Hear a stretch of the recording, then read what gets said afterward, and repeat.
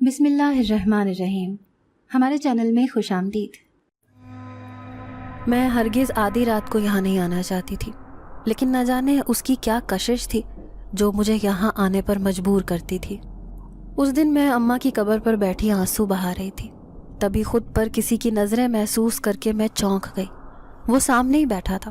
مجھے روتے ہوئے دیکھ کر اس نے اپنے پاس بلایا۔ میں گھبرا گئی۔ وہ خوبصورت آنکھوں والا نوجوان مجھے اپنے پاس کیوں بلا رہا ہے؟ جیسے ہی میں اس کے نزدیک گئی تو وہ کہنے لگا، تم روتی ہوئی بالکل بھی اچھی نہیں لگ رہی۔ اگر تمہاری ماں وفات پا گئی ہے تو صبر کرو، صبر بہت بڑی چیز ہے۔ آؤ میرے ساتھ، میں تمہیں اپنے گھر لے کر چلتا ہوں۔ میں گھبرا گئی، بھلا اس قبرستان کے پاس وہ کہاں رہ سکتا ہے، لیکن پھر بھی میں خود بخود اس کی طرف کھینچتی چلی گئی۔ وہ دن تھا اور آج کا دن، مجھے ہر رات اس کی کوشش یہیں کھینچ لاتی ہے۔ پہلے میں اماں کی قبر پر ایک نظر ڈالتی ہوں اور پھر اس کے گھر چلی جاتی۔ وہاں بیٹھ کر ہم ڈھیروں باتیں کرتے۔ جب کافی دیر ہو جاتی تو سب سے چھپ چھپاتے میں گھر چلی آتی۔ جانتی تھی کہ میری چاچی کو اگر بھنک بھی لگ گئی کہ میں آدھی رات کو اس سے ملنے جاتی ہوں تو وہ مجھے جان سے مار ڈالیں گی، لیکن نہ جانے کیسے میں اتنی بہادر ہو گئی۔ ابھی بھی اس سے ملاقات کر کے میں ایک سرور کی کیفیت میں گھر کی طرف جا رہی تھی، یہ جانے بنا کہ کوئی مجھے دیکھ چکا ہے اور ان قریب میری زندگی برباد ہونے والی ہے۔ میرا نام سمرا ہے۔ میں ایک یتیم مظلوم لڑکی تھی۔ بچپن میں ہی ماں باپ فوت ہو گئے تو چاچا چاچی کی رحم و کرم پر پلنے لگی۔ ان کے پہلے ہی 4 بچے تھے۔ اوپر تلے کے بچوں نے ان کا جینا حرام کر رکھا تھا۔ جب صرف 4 سال کی عمر میں ہی میری ذمہ داری بھی ان کے سر آ گئی۔ وہ اس بات پر خوب چڑھتی تھیں۔ یوں ننھی سی عمر میں ہی اس نے اپنی ان ذمہ داریوں کا بدلہ لینے کے لیے مجھ پر ظلم و ستم کرنا شروع کر دیے۔ ان کے بچے بھی میرے ہی ہم عمر تھے، لیکن چونکہ میں اس کی سگی اولاد نہ تھی، اس لیے میری ذات ان کے نزدیک کوئی اہمیت نہیں رکھتی تھی۔ شروع سے ہی میں ان کے غصے سے ڈر کے بھاگ بھاگ کر ہر کام کیا کرتی۔ میں نہیں چاہتی تھی کہ کسی بھی کام سے ناراض ہو کر وہ مجھ پر چیخنا چلانا شروع کر دیں۔ وقت تو جیسا بھی ہو گزر ہی جاتا ہے، اور ایسا ہی میرے ساتھ ہوا۔ اب میں 16 سال کی ہو چکی تھی، لیکن ہر رات مجھے میری ماں کی یاد ستاتی تھی۔ میں جانتی تھی کہ ہمارے گھر سے تھوڑی ہی دور قبرستان ہے جہاں پر اماں ابا کی قبر ہے۔ اکثر راتوں کو چھپ چھپ کر میں ان کی قبر پر جایا کرتی تھی، لیکن جب سے بڑی ہوئی تھی میں نے وہاں جانا چھوڑ دیا تھا۔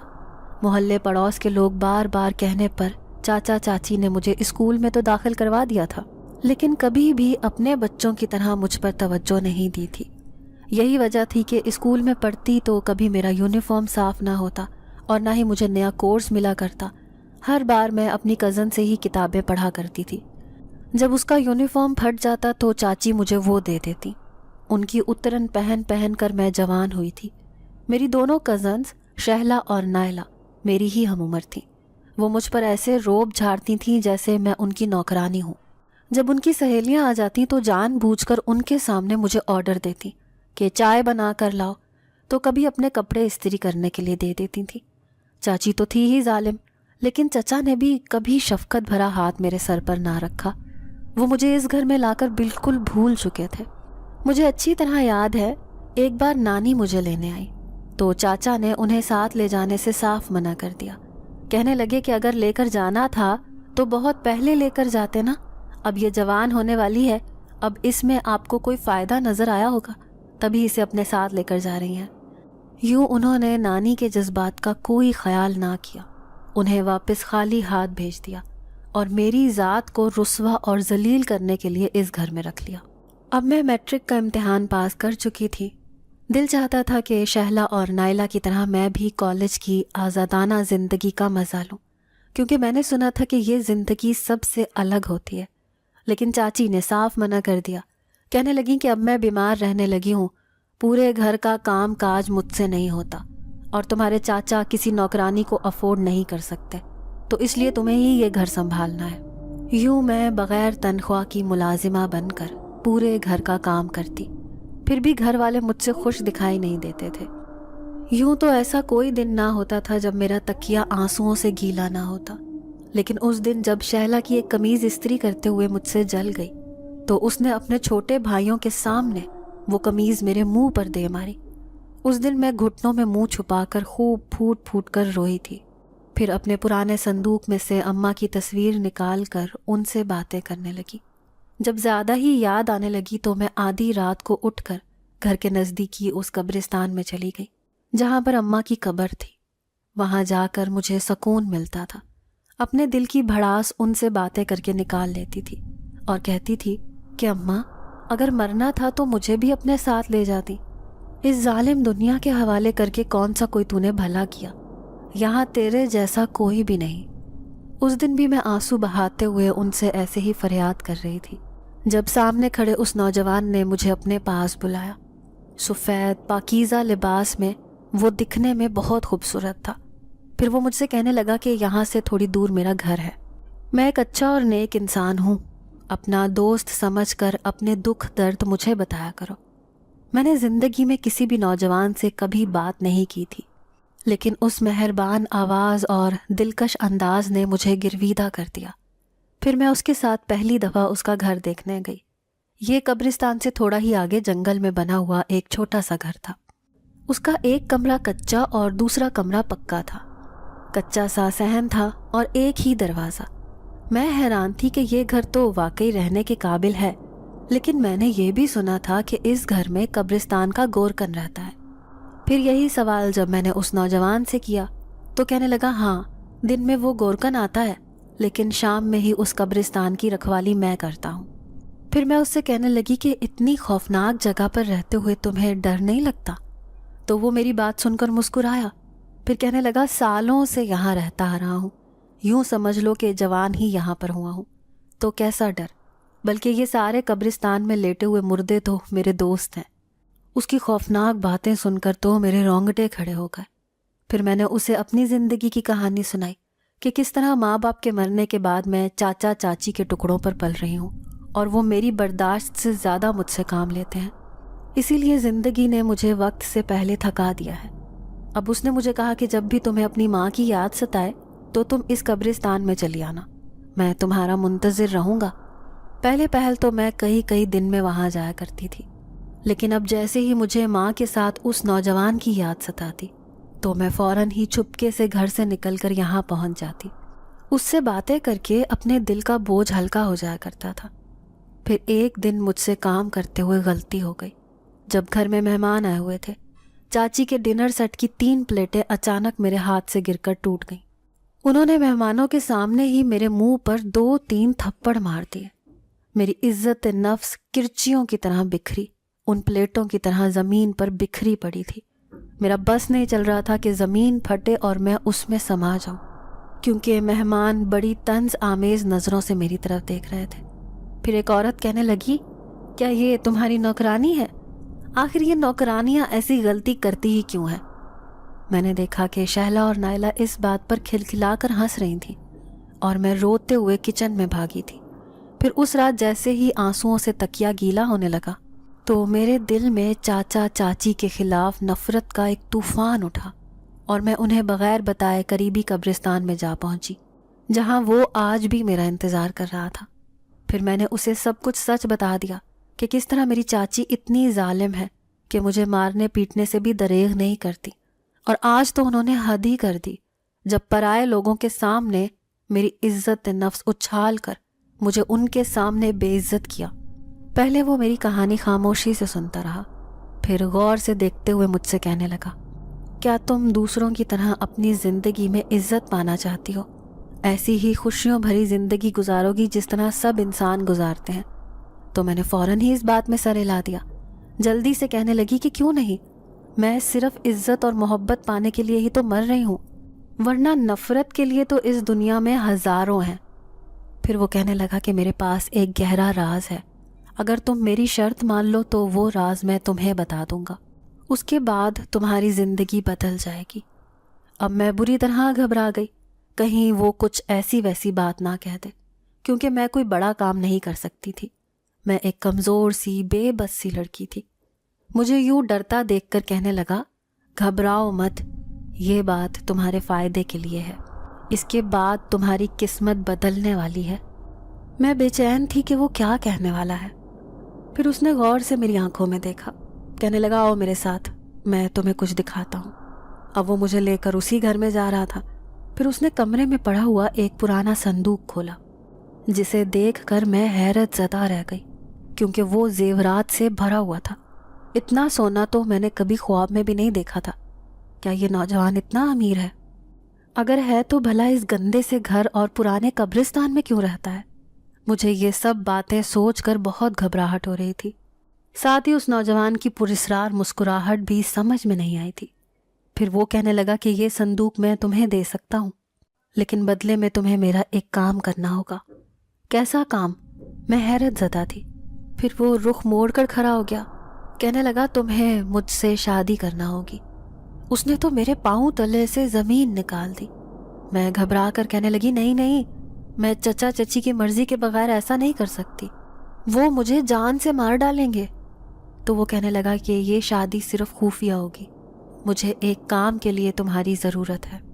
جیسے ہی وہ ضرورت پوری ہوگی تو بھلے ہی ہم یہ شادی ختم کر دیں گے، لیکن اگر ابھی میں نے شادی نہ کی تو میں برباد ہو جاؤں گا۔ تمہیں میرا ساتھ دینا ہوگا، اس کے بعد یہ زیورات سے بھرا ہوا صندوق تمہارا ہو جائے گا۔ ایک بات یاد رکھنا، دولت انسان کے دل کو مضبوط بناتی ہے۔ تمہارا دل بھی مضبوط ہوگا تو تم اپنے ہر ظلم کے خلاف آواز اٹھا سکتی ہو۔ میرا ساتھ پا کر تم بہت مضبوط ہو جاؤ گی۔ وہ میری آنکھوں میں دیکھتا مجھے گھائل کر گیا تھا۔ پہلے ہی میں اس سے عشق کر بیٹھی تھی، اب تو اس نے میری زندگی بدلنے کی بات کی تھی۔ میں خود کو ہواؤں میں اڑتا ہوا محسوس کرنے لگی۔ پھر اس دن وہ مجھے اپنے ساتھ دور اس جنگل میں موجود جھونپڑی میں بیٹھے ہوئے ایک بابا کے پاس لے گیا۔ اس نے کسی کاغذ پر میرا نام لکھوا کر اسے اپنے پاس محفوظ کر لیا۔ یوں ہم دونوں کے مابین ایک رشتہ بن گیا۔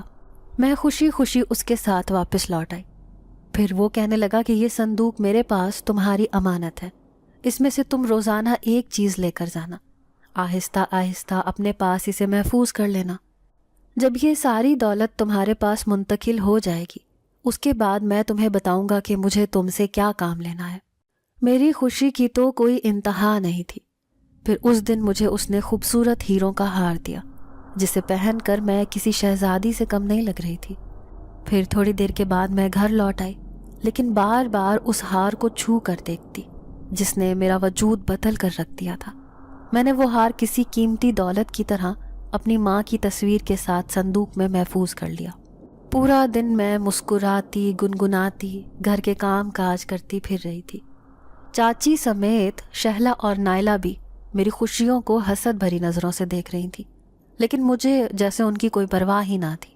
بس میں تو اس بات پر خوش تھی کہ اب میں بہت دولت مند ہو گئی تھی۔ بہت جلد اب میری قسمت بدل جائے گی، تو میں کبھی بھی ان کی شکلیں دیکھنا بھی پسند نہیں کروں گی۔ شہلا، نائلہ اور میں تینوں ہی ہم عمر تھے، لیکن چاچی آج کل ان کے رشتے تلاش کر رہی تھی۔ اپنے جاننے والوں میں بھی انہوں نے کہہ دیا تھا، جبکہ ہر روز کوئی نہ کوئی عورت رشتہ دیکھنے کے لیے گھر آ رہی تھی۔ پھر جیسے ہی میں چائے رکھ کر گئی تو حیران رہ گئی، کیونکہ وہ عورت چاچی سے کہنے لگی کہ ہمیں یہ لڑکی پسند ہے۔ انہوں نے میری طرف اشارہ کیا۔ چاچی یہ سن کر آگ بگولا ہو گئی، کہنے لگی کہ اس کا رشتہ ہو چکا ہے، میں اپنی دونوں بیٹیوں کے لیے رشتے تلاش کر رہی ہوں۔ چاچی کی یہ بات سن کر مجھے بہت افسوس ہوا تھا۔ انہوں نے تو اپنی طرف سے یہ جھوٹ کہا تھا، لیکن یہ حقیقت تھی کہ میں اس نوجوان سے شادی کر چکی تھی۔ یہ بات گھر میں کسی کو بھی معلوم نہیں تھی۔ پھر ہر دوسرے دن ہی میں اس کے پاس جانے لگی۔ دھیرے دھیرے کر کے میں نے اپنی امی کے اس پرانے صندوق میں وہ سارا خزانہ جمع کر لیا تھا۔ اب میں بہت دولت مند ہو گئی تھی، لیکن جیسے ہی خزانہ میرے پاس جمع ہوا تو وہ کہنے لگا، اب باری آ گئی ہے کہ تم میرا کام کر دو، یہی صحیح وقت ہے، اس کے بعد تم اس دولت کو ظاہر کر کے اپنی زندگی خوشی سے گزارنا۔ میں انتظار کر رہی تھی کہ آخر وہ مجھے کیا کہنے والا ہے، لیکن اس کی اگلی بات سن کر میرے ہوش اڑ گئے۔ وہ کہنے لگا، تم اتنے دن سے میرے پاس آ رہی ہو، لیکن تم نے یہ نہیں پوچھا کہ دوسرا کمرہ بند کیوں رہتا ہے۔ آج اس بند کمرے کا راز تم پر کھلنے والا ہے، آؤ میرے ساتھ۔ پھر جیسے ہی اس نے اس کمرے کا دروازہ کھولا، میرے پیروں تلے سے زمین نکل گئی۔ وہاں پر ایک بوڑھی عورت چارپائی پر سو رہی تھی۔ پھر وہ اسے غور سے دیکھتے ہوئے کہنے لگا، جانتی ہو، جس طرح تم اپنی ماں کو یاد کر کے روتی ہو، جبکہ وہ تو اس دنیا میں ہے ہی نہیں، اور میں اپنی اس ماں کے لیے پریشان رہتا ہوں، کیونکہ یہ زندہ ہے لیکن نہ مجھ سے بات کرتی ہے، نہ ہنستی مسکراتی ہے، بلکہ اس چارپائی پر پڑی رہتی ہے۔ ساری دنیا سے چھپ کر میں نے اسے یہاں پر رکھا ہوا ہے۔ اس کے پیچھے ایک گہرا راز ہے۔ تمہاری بستی میں رہنے والی ایک عورت نے میری ماں کا یہ حال کیا ہے۔ اب اس عورت کو تم نے تلاش کرنا ہے۔ کئی سال پہلے میری ماں اس کے گھر میں رہتی تھی اور میں اور میری ماں وہاں بہت اچھی زندگی گزار رہے تھے، لیکن اچانک ہی وہ عورت اس گھر میں آ گئی۔ اس نے ایک آدمی کے ساتھ مل کر میری ماں کا یہ حال کر دیا۔ تب سے میں جوان ہو کر اس گھر میں انہیں لے آیا تھا، لیکن یہ ابھی تک ایسی ہی ہیں۔ اب تم نے اس عورت کے گھر جا کر اس سے پوچھنا ہے کہ آخر اس نے اس پر ایسا کیا کیا تھا کہ یہ دوبارہ ٹھیک ہی نہیں ہوئی۔ جب میری ماں ٹھیک ہو جائے گی تو میں تمہیں اس سے بھی زیادہ دولت دوں گا۔ اب اس عجیب سے گھر میں مجھے بڑا ڈر لگ رہا تھا، ساتھ ہی نوجوان کا راز بھی سمجھ میں نہیں آ رہا تھا کہ آخر یہ سب کیا ہو رہا ہے۔ پھر میں ڈرتے ڈرتے اسے کہنے لگی کہ میری چاچی بہت ظالم ہے، وہ مجھے گھر سے نکلنے بھی نہیں دیتی۔ میں رات کے اندھیرے میں چھپ کر یہاں آتی ہوں تو دن کی روشنی میں اس عورت کو کیسے تلاش کروں گی؟ تو وہ عجیب طریقے سے مسکرایا، پھر کہنے لگا یہ دولت تھی ہی اس کا منہ بند کرنے کے لیے۔ میں جانتا ہوں کہ تمہاری چاچی ایک لالچی عورت ہے۔ تم ہر روز اسے ایک قیمتی زیورات کا لالچ دینا، وہ تمہیں کہیں پر بھی بھیجنے پر راضی ہو جائے گی۔ میں انسانوں کی فطرت اچھی طرح جانتا ہوں۔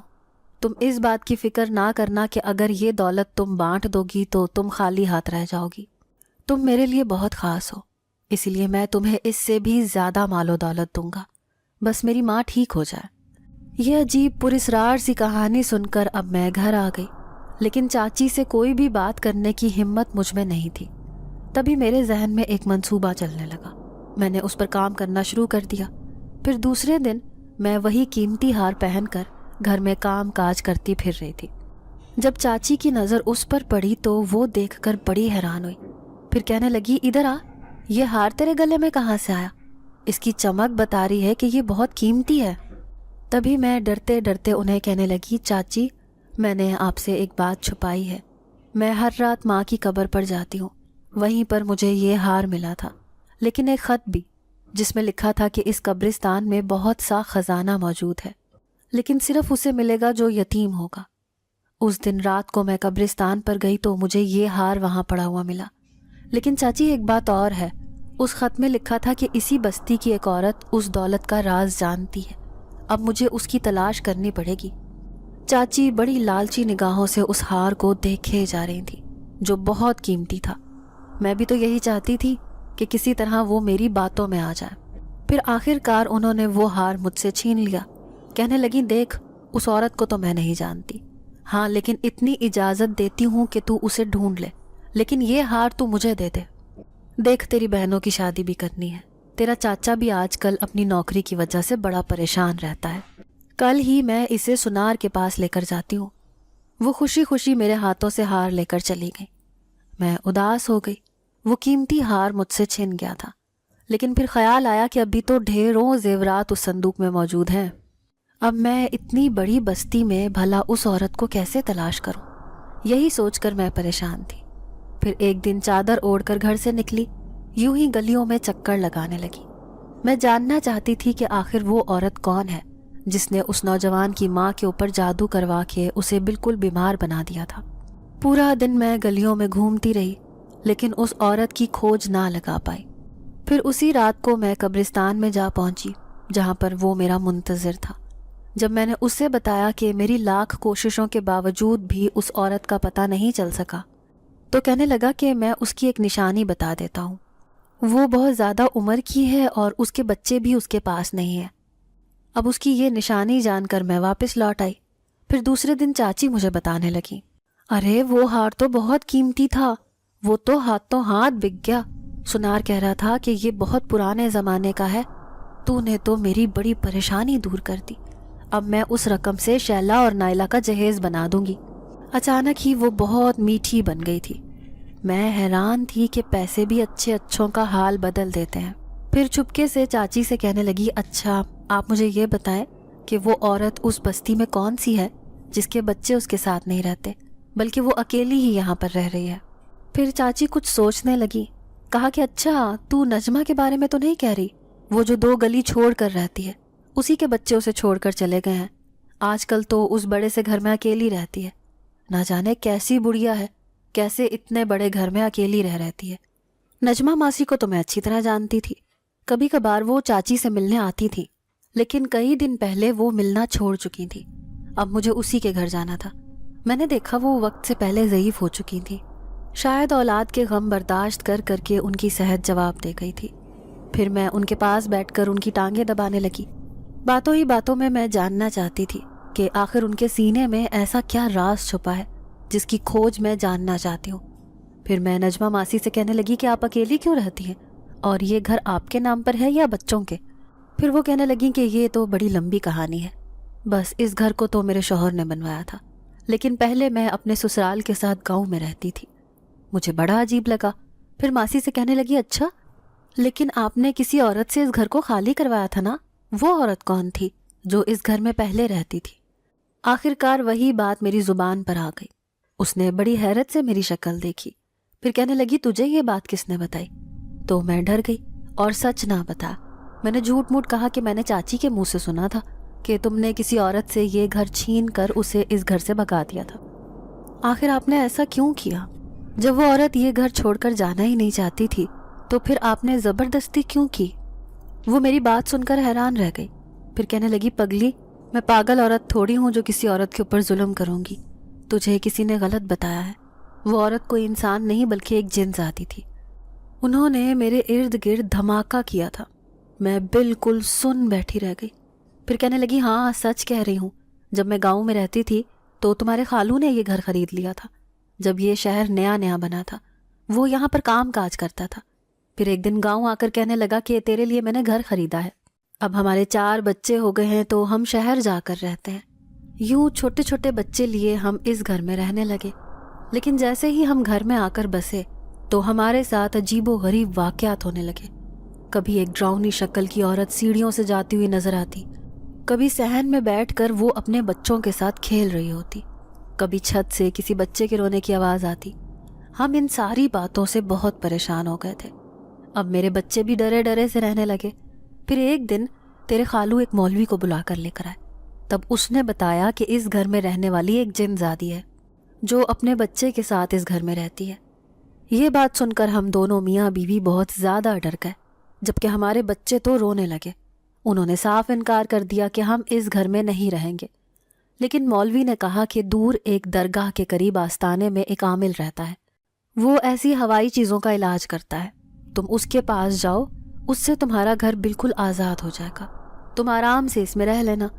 اب تمہارے خالو بھی پریشان تھے کیونکہ وہ اپنا اچھا خاصا سرمایہ اس گھر پر لگا چکے تھے، وہ نہیں چاہتے تھے کہ میرا خاندان اس گھر سے واپس گاؤں میں جائے۔ تبھی انہوں نے اس عامل سے رابطہ کرنا شروع کر دیا۔ پھر جیسے ہی عامل آیا تو اس نے نہ جانے ایسا کیا کیا کہ 2 دن بعد ہی گھر سے یہ ساری آوازیں آنا بند ہو گئیں اور اس گھر کے سارے معاملات ٹھیک ہو گئے۔ یوں میں اپنے بچوں کے ساتھ ہنسی خوشی رہنے لگی، لیکن جیسے ہی وہ جوان ہوئے تو دونوں بیٹیوں کی شادی ہو گئی اور بیٹے دونوں دوسرے ملک جا کر بس گئے۔ اب میں اکیلی جان اس گھر میں رہتی ہوں، سوچتی ہوں کہ اس گھر کو بیچ کر حج پر چلی جاؤں، بھلا زندگی کا کیا بھروسہ۔ وہ اپنی بڑی عجیب و غریب کہانی سنا رہی تھی، جبکہ میرے رونگٹے کھڑے ہو گئے۔ میں سوچ بھی نہیں سکتی تھی کہ میں اتنے دنوں سے جس نوجوان سے ملاقاتیں کر رہی تھی وہ ایک جن زاد ہے۔ کیا اس نے مجھے وہ سارا خزانہ دیا تھا، اور بند کمرے میں قید اس کی وہ ماں جو آج تک اسی عامل کے کیے ہوئے جادو کے زیر اثر ہے؟ جبھی میں کہوں کہ اس گھر کا منظر اس قدر خوفناک کیوں تھا، اور قبرستان کے قریب رہنے والا اس خالی گھر میں وہ جن زاد روزانہ مجھ سے ملاقات کر کے مجھ سے شادی بھی کر چکا ہے۔ 2 دن تک میں یوں ہی گھر میں پڑی رہی، میری ہمت ہی نہیں ہو رہی تھی کہ میں دوبارہ اس سے ملاقات کرنے جاؤں۔ یہ میں اپنے آپ کو کس مصیبت میں پھنسا چکی تھی۔ لیکن چاچی کا رویہ میرے ساتھ بہت بدل گیا تھا، اب وہ مجھے زیادہ کام کا بھی نہیں کہتی تھی۔ میں نے وہ صندوق کسی قیمتی خزانے کی طرح چھپا کر رکھا ہوا تھا، مجھے اچھی طرح معلوم تھا کہ یہ اسی کی امانت ہے، جب تک میں اس کا کام پورا نہیں کروں گی اس پر میرا کوئی حق نہیں۔ اب مجھے کسی نہ کسی طرح اس عامل کا پتہ کرنا ہے، اور اس کام کے لیے مجھے دوبارہ نجمہ ماسی کے پاس جانا پڑے گا۔ پھر 2 دن گزر گئے، میں وہاں نہ گئی۔ جب اگلی رات میں سوئی تو اچانک ہی آدھی رات کو مجھے اپنے کانوں میں آوازیں آئیں، میں تمہارا انتظار کر رہا ہوں، تم میرے پاس آؤ۔ دھیمی دھیمی سی سرگوشی نما آواز نے مجھے نیند سے جگا دیا۔ اب میں بری طرح گھبرا کے اٹھی، سوچ بھی نہیں سکتی تھی کہ وہ میرے آس پاس ہی محسوس ہوگا۔ اب اس کی حقیقت میرے اوپر کھل گئی تھی تو اب دل میں عجیب سا ڈر بھی جاگا، کہیں وہ یہیں پر موجود نہ ہو۔ ساری رات میں اسی احساس کے تحت جاگتی رہی۔ پھر دوسرے دن میں ماسی کے گھر گئی تو وہ کہنے لگی کہ آج پھر آ گئی میری بیٹی، لگتا ہے تجھے میری کہانی کچھ زیادہ ہی پسند آ گئی تھی۔ میں تو ان کی بات پر مسکرا بھی نہ سکی۔ پھر جلدی سے کہنے لگی، ماسی مجھے تجھ سے ایک کام ہے، اگر تو میرا کام کر دے تو تیرا بہت بڑا احسان ہوگا۔ تو مجھے اس عامل کا پتہ بتا دے جو کئی سال پہلے تیرے اس گھر میں آیا تھا، میں اس سے ملنا چاہتی ہوں، مجھے ایک بہت ضروری کام ہے۔ وہ بڑی حیران ہوئی، پھر کہنے لگی، ارے اسے تو تیرا خالو لے کر آیا تھا، وہ تو بہت سالوں پرانی بات ہے، نہ جانے اب وہ کہاں رہتا ہوگا، اور تیرا خالو بھی اللہ اسے جنت نصیب کرے، وہ تو وفات پا چکا ہے۔ اب میں بری طرح پریشان ہو گئی۔ پھر وہ کہنے لگی، اچھا تو پریشان مت ہو، ایک بات مجھے اچھی طرح یاد ہے، تیرے خالو نے کہا تھا کہ وہ اس بستی کی جو پرانی درگاہ ہے اس کے قریب رہتا ہے، تو وہیں جا کر اس بارے میں معلومات کر، مجھے یقین ہے کوئی نہ کوئی اس بارے میں ضرور جانتا ہوگا۔ ماسی نجمہ کی یہ بات سن کر تو میں بہت خوش ہو گئی، پھر انہیں دعائیں دیتی اور یہ کہہ کر میں دوبارہ ضرور آپ کے پاس آؤں گی، میں وہاں سے چلی آئی۔ اب میں درگاہ کی طرف جا رہی تھی، وہاں پر ایک بوڑھا سا فقیر بیٹھا تھا۔ پھر میں نے اس سے اس بارے میں پوچھا تو وہ کہنے لگا، ہاں وہ عامل یہیں پر رہتا ہے، لیکن کئی سال ہو گئے اس نے اپنا آستانہ کسی دوسرے شہر میں بنا لیا ہے۔ اب میں پوری طرح سے مایوس ہو گئی تھی، ایسا لگتا تھا کہ میں یہ کام نہیں کر پاؤں گی۔ پھر اس رات میں بری طرح گھبرا رہی تھی، کیونکہ اچھی طرح جانتی تھی کہ میں آج اس جن زادے سے نہ ملنے گئی تو وہ پھر سے میرے پاس آ جائے گا۔ پھر ڈرتے کانپتے چادر اوڑھی اور اسی سے ملنے اس قبرستان میں پہنچ گئی، آج جو بڑا عجیب لگ رہا تھا۔ روزانہ جب بھی میں نے اسے دیکھا تو مجھے کبھی بھی ایسا ویسا کچھ محسوس نہیں ہوا تھا، لیکن آج میرے اوپر اس کی حقیقت کھل چکی تھی۔ پھر مجھے دیکھ کر وہ کہنے لگا کہ میں جانتا ہوں تم میرے بارے میں سب کچھ جان چکی ہو، لیکن یہ حقیقت بات ہے کہ میری ماں ایک جن زادی ہے اور میں اس کا بیٹا جن زاد، ہم ایک جنات ہیں۔ میں چاہتا تو اس خاندان سے بدلہ بھی لے سکتا تھا، لیکن بدلہ لینا ہماری فطرت میں شامل نہیں۔ آج میری ماں اس حال میں ہے، حالانکہ وہ ایک طاقتور جن زادی تھی، لیکن اس عامل نے کچھ ایسا عمل کیا کہ وہ بالکل بے بس ہو گئی۔ میں جب بہت چھوٹا تھا تب ہم اس گھر میں رہتے تھے، وہ گھر بالکل خالی تھا، پورے گھر میں ہمارا ٹھکانہ تھا، لیکن ہمارا ٹھکانہ چھن گیا، ساتھ ہی ماں بھی بیمار رہنے لگی۔ تب سے میرا بس نہیں چلتا کہ میں ان کے کیے کا بدلہ سب سے لوں۔ پھر میرے قبیلے کے نیک جنات نے مجھے سمجھایا کہ ہماری فطرت میں بدلہ لینا نہیں لکھا۔ اس کی آنکھوں میں اداسی تھی، شاید اتنے سالوں سے اپنی بیمار ماں کو دیکھ کر وہ زندگی ہار بیٹھا تھا۔ پھر میں ڈرتے ڈرتے کہنے لگی کہ میں تمہاری مدد کرنا چاہتی ہوں، لیکن مجھے اس عامل کا کچھ پتہ نہیں چل رہا۔ تم جانتے بھی ہوگے کہ میں تمہارے لیے کتنی کوششیں کر رہی ہوں، تمہاری دی ہوئی دولت کی وجہ سے چاچی کا رویہ بھی میرے ساتھ بہتر ہو گیا ہے، اور وہ مجھے اب کہیں بھی آنے جانے کی اجازت دے دیتی ہیں۔ تو وہ کہنے لگا کہ ابھی انہیں اور خوش کرنا ہے، کیونکہ تمہارے ابھی کئی کام باقی ہیں، اسی لیے میرے دیے ہوئے خزانے میں سے تم چند اور زیورات انہیں دے دینا، اس سے ان کا اعتماد اور بڑھ جائے گا، وہ تمہیں کبھی بھی کہیں آنے جانے سے نہیں روکیں گی۔ اب میں نے اس کی بات مان لی۔ دوسرے دن چاچی کے ہاتھ میں 2 سونے کے کنگن رکھے تو ان کا چہرہ دیکھنے والا تھا، انہوں نے مجھے جھٹ سے سینے سے لگا لیا۔ پھر کہنے لگی، یہ میری بچی آج کے بعد کسی کام کو ہاتھ نہیں لگائے گی، بس تو رانی بن کر میرے گھر میں رہے گی۔ جب میں نے وہ پیسے تیرے چاچا کے ہاتھ پر رکھے تو کہنے لگا، یہ کہاں سے آئے؟ میں نے بھی سب چھپا لیا، میں تیرا راز کسی کو بھی نہیں بتاؤں گی۔ میں اسی بات پر خوش تھی کہ آخرکار چاچی کا رویہ میرے ساتھ بہتر ہو گیا تھا، اب وہ جو بھی کام کرواتی اپنی بیٹیوں کو ہی آگے رکھتی تھیں، اس پر کسی قسم کی زور زبردستی نہ کرتی۔ آج بھی میں پریشان سی اسی درگاہ کے پاس چلی آئی، مجھے سمجھ میں نہیں آئی کہ میں اس سلسلے میں کس کی مدد لوں، کیونکہ کسی سے بھی اتنا گہرا راز نہیں بتا سکتی تھی۔ تبھی دھیرے سے کوئی قریب آ کر بیٹھا، میں نے نظر اٹھا کر دیکھا، یہ وہی فقیر تھا جس نے مجھے اس عامل کے بارے میں بتایا تھا۔ پھر وہ میرے چہرے کی پریشانی دیکھ کر کہنے لگا، اس درگاہ پر ہر سال میں ایک دفعہ عرس ہوتا ہے، اس عرس میں بڑے بڑے عامل پیر فقیر آتے ہیں، مجھے یقین ہے کہ وہ بھی اس دن ضرور آئے گا۔ میں اس کی بات سن کر اچھل پڑی۔ آپ سچ کہہ رہے ہیں بابا؟ کیا ایسا ہوگا؟ اور وہ عرس کس دن ہے؟ میں نے ایک ہی سانس میں کئی سوالات پوچھ ڈالے۔ پھر وہ میری شکل دیکھ کے مسکرایا، کہنے لگا، ہاں تمہاری خوش نصیبی ہے کہ وہ عرس آج سے ٹھیک 15 دن بعد ہے، یوں جلد ہی تمہاری پریشانی دور ہو جائے گی۔ میں دیکھ رہا ہوں کہ تمہارے چہرے پر ایک گہرا راز چھپا ہے، یہ بال میں نے ایسے ہی دھوپ میں سفید نہیں کیے ہیں۔ اس کی بات پر شرمندگی سے میں نے سر جھکا لیا۔ پھر کہنے لگی، بابا آپ کا بہت بہت شکریہ، آپ نے بن پوچھے ہی میری پریشانی کا حل نکال دیا۔ اب میں اس دن کا شدت سے انتظار کروں گی۔ میں اتنی خوشی خوشی گھر واپس لوٹ آئی۔ اب بے صبری سے میں اس دن کا انتظار کرنے لگی۔ جب مجھے گئے ہوئے کافی دن ہو گئے تو اچانک ہی آدھی رات کو سوتے میں میری آنکھ کھلی۔ کمرے کے دروازے پہ کوئی کھڑا تھا۔ میں خوف سے تھر تھر کانپنے لگی۔ اس کا لمبا چوڑا وجود بتاتا تھا کہ وہ اپنے کام سے غافل نہیں، وہ ہر لمحہ اس انتظار میں ہے کہ کب میں اس کے کام کی تکمیل کرتی ہوں۔ پھر اس دن وہ کمرے میں بیٹھ کر اپنی ماں کے بارے میں باتیں کرتا رہا، جس طرح کبھی میں ماں کی یاد میں اس کی قبر پر بیٹھ کر اس سے باتیں کرتی تھی، لیکن اسے امید تھی کہ اس کی ماں جلد ہی ٹھیک ہو جائے گی۔ وہ ایک جادو کے زیر اثر تھی۔ پھر میں گھبرا کر اس سے کہنے لگی کہ جب وہ عامل تمہاری ماں کو ٹھیک کر دے گا تو تم اس سے بدلہ تو نہیں لوگے؟ وہ کہنے لگا، مجھے اس دن کا بے صبری سے انتظار ہے۔ یوں تو ایک غصے کی آگ میرے اندر شدت سے جل رہی ہے، لیکن اپنی ماں کو پانے کے بعد ہو سکتا ہے کہ یہ غصے کی آگ ٹھنڈی ہو جائے۔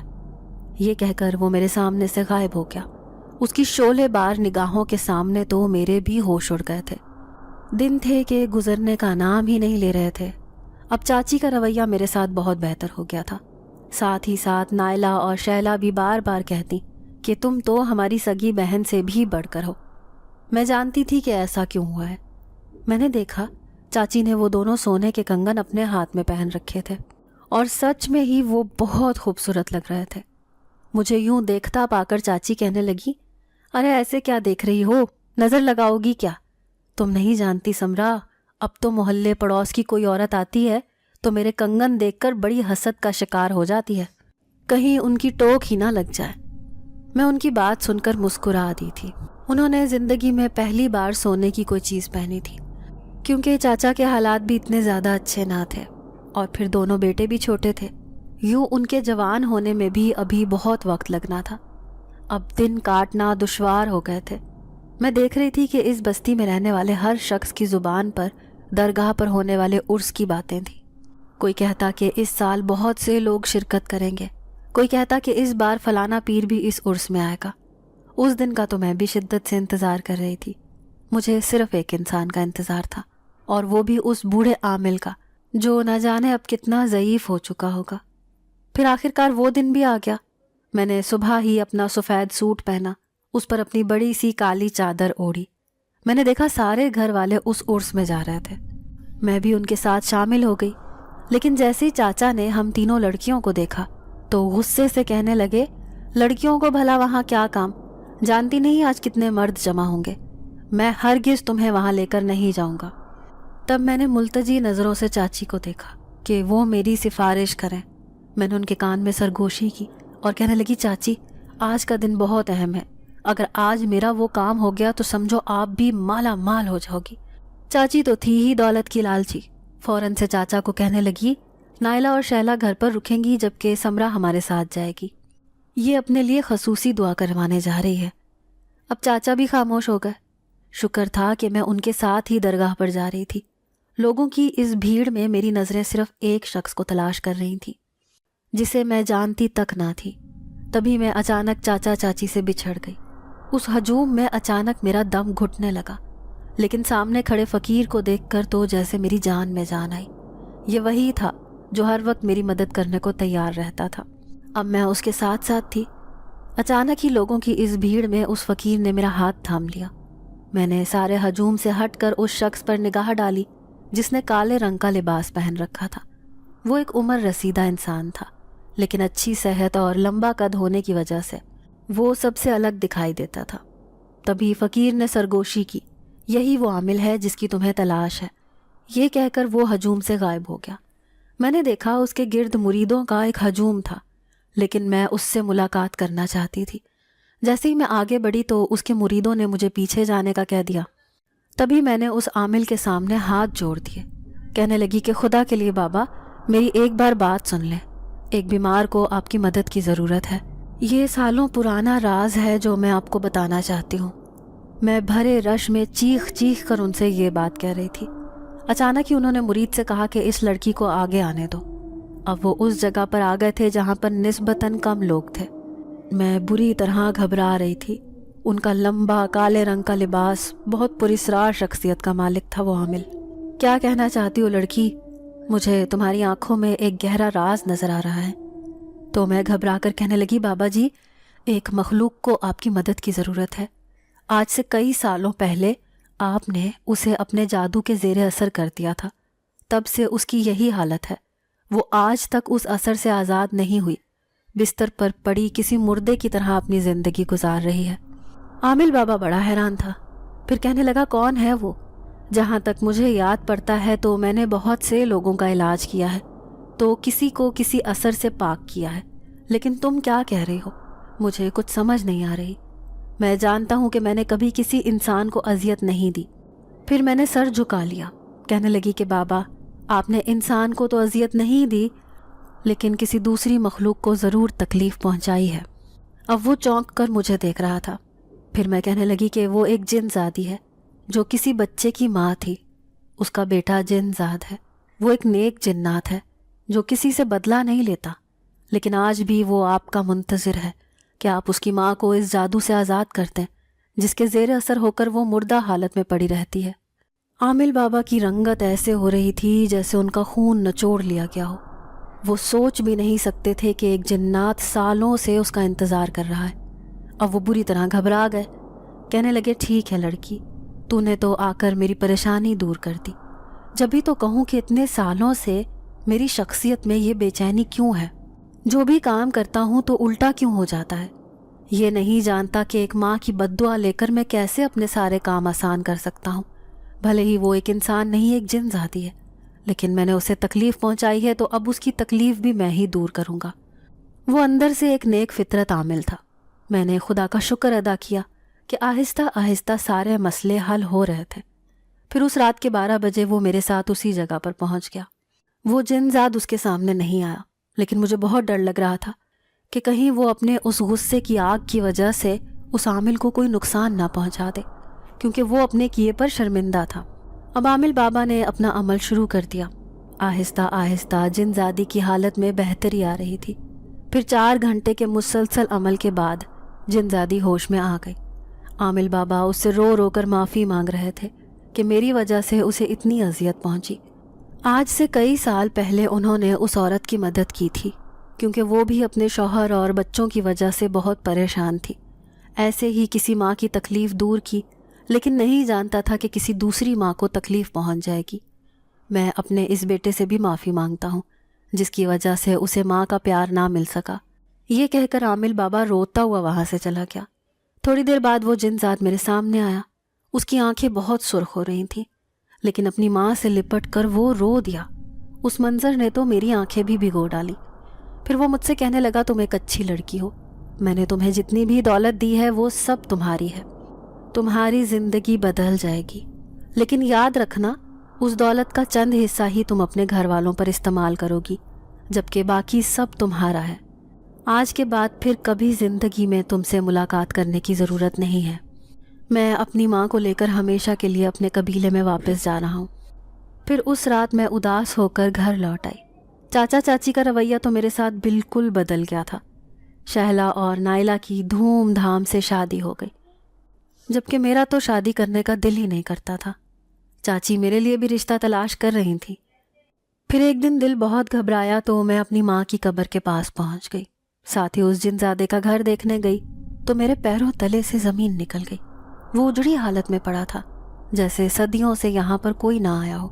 جب میں نے قبرستان کے گورکن سے اس بارے میں پوچھا تو وہ کہنے لگا یہاں تو پچھلے 20 سالوں سے کوئی نہیں آیا، ये बिल्कुल खाली घर है, लेकिन तुम क्यों पूछ रही हो? वो बड़ी अजीब नज़रों से मुझे देख रहा था। मैं खामोशी से वापस लौट आई।